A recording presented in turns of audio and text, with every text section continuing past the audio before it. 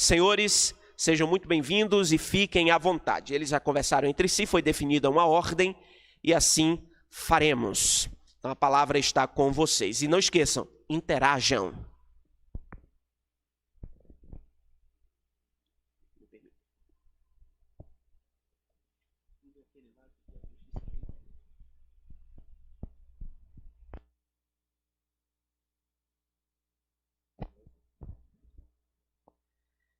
Quero, com alegria, cumprimentar a todos os nossos internautas que participam conosco desta live.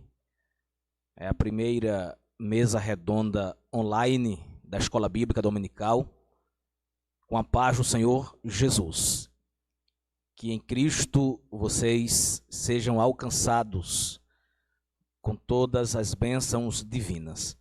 Para nós é uma alegria poder estar nesta oportunidade para discutir, para expor um pouco a respeito desta temática que é tão vívida, tão atual para os dias em que vivemos. Pois bem, diante do que foi proposto, eu quero me dirigir a todo o público que nos assiste.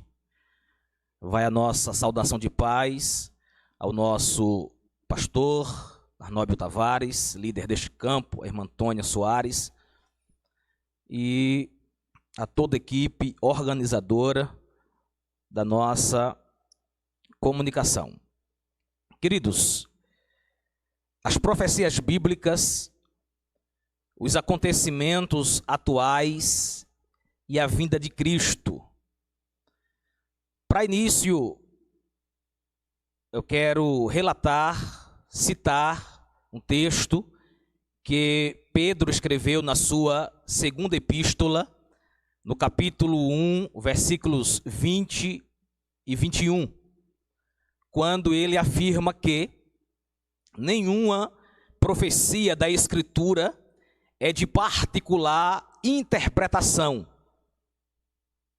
porque a profecia, ela nunca foi produzida por homem ou por vontade de homem algum, mas os homens santos de Deus falaram inspirados pelo Espírito Santo, ou seja, à medida que eles eram movidos pelo Espírito. Então, a profecia, ela é a parte integral das Escrituras, e nós podemos categoricamente afirmar que a Bíblia é o único livro do mundo que apresenta legítimas profecias. São autenticadas pelos acontecimentos históricos posteriores, por que não dizer atuais. Estamos falando dos dias de hoje e outros que estão por vir. Pois bem, profecias que ainda irão se cumprir na íntegra, outras que já estão se encaminhando para de forma cabal ter o seu cumprimento. As épocas ou eras, é necessário falar isto, que também denominamos de dispensações bíblicas, elas constituem a espinha dorsal das Escrituras. É necessário a interpretação certa das profecias, que isto vai depender do conhecimento dessas épocas históricas e os respectivos pactos ou alianças vigentes dentre Deus e os homens. O que é uma dispensação? É um período que Deus escolhe, que Deus resolve provar a fé do homem quanto à obediência à sua revelação, à sua palavra. Isso se deu desde o jardim do Éden, quando ele faz a sua primeira aliança, a aliança do Éden, na sequência, a aliança adâmica, e assim por diante, até a última aliança, a oitava, que nós a chamamos de nova e eterna aliança, que é a aliança de sangue. Na Bíblia, nós encontramos 3 classes distintas de povos, de pessoas que Deus teve relações.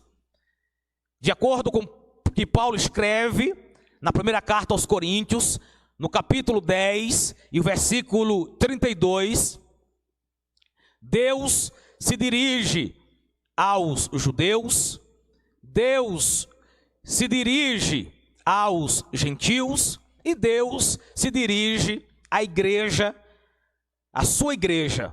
Portanto, quem não faz parte da igreja pelo poder do sacrifício de Cristo, por ter aceitado como Senhor e Salvador, e também não é descendente judeu, não é nascido em Israel, é gentil, ou seja, faz parte do grupo que as nações compõem. Aqueles que não são judeus, nem faz parte da igreja. Isso dentro do seu texto, dentro do seu contexto. Pois bem, a vinda de Jesus, ela tem uma tríplice relação. Primeiro, a igreja para o arrebatamento. Em segundo lugar, para Israel, para o seu preparo em receber o Messias, 7 anos depois do arrebatamento, visto que Israel rejeitou Jesus como Messias. E só haverá este reconhecimento durante o período que Israel estará sendo provado, que nós chamamos de grande tribulação. E por último, a tríplice relação de Deus é para as nações, para os gentios. Ou seja, isso se dará durante o milênio. Quando Paulo escreve aos Tessalonicenses, no capítulo 4, versículos 16 e 17, concernente à iminente volta de Jesus, isto é, para arrebatar o seu povo da terra, ele vai falar sobre o alarido do Senhor, a voz, o brado do Senhor. E alguns teólogos põem isto como a igreja que estará sendo levantada da terra. Em segundo lugar, a voz do arcanjo, ela também é emitida, e isso se dá para Israel, que estará enfrentando, a partir deste momento do arrebatamento, a grande tribulação. E por último, a trombeta de Deus como um sinal revelador para as nações, visto que todos os ímpios, todos aqueles que não fazem parte da igreja, consequentemente, não serão arrebatados, eles, juntamente com Israel, estará enfrentando o período de aflição que Jesus disse que o mundo nunca passou e nunca mais passará. É um dia terrível. Os sinais da vinda de Jesus, que envolve várias esferas, que os demais companheiros estarão falando com muita clareza, vai estar ou estarão relacionados por algumas analogias, características de modo geral que o mundo enfrenta, pelo menos dentro de 4 perspectivas: a imoralidade, o materialismo, a indiferença e a violência. Quando nós falamos de profecias bíblicas e as relacionamos com os acontecimentos, seja eles atuais ou aqueles mesmo que a história já notificou, e fazemos uma ponte para a vinda do Senhor, logo lembramos daquela parte em que Daniel, por intermédio da revelação divina, interpretou o sonho de Nabucodonosor, quando o rei viu aquela grande estátua, cujo esplendor era excelente, que estava diante dele, e a sua vista era terrível. Ele se referiu à cabeça daquela estátua, que era de ouro fino. Isto implica que Nabucodonosor, com todo o reino babilônico, era aquela cabeça que representaria aquele império. Isto se deu em 605 a 539 a.C. Depois da sua morte, o império começou de imediato a desintegrar-se. Na sequência daquela estátua, veio o seu peito e os seus braços de prata. Ou seja, logo após o reino babilônico, o império Medo-Persa, fundado por Ciro, em 539 a.C., veio a surgir.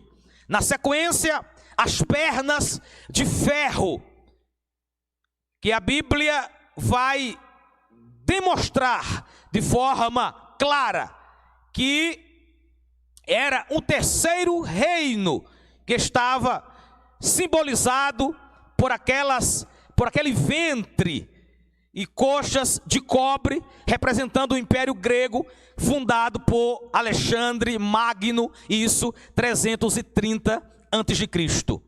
E por fim, os pés, que era em parte de barro, em parte de ferro. Era o quarto reino, que seria forte como ferro. O reino de ferro, que representava o Império Romano, que teve o seu início no ano 67 a.C.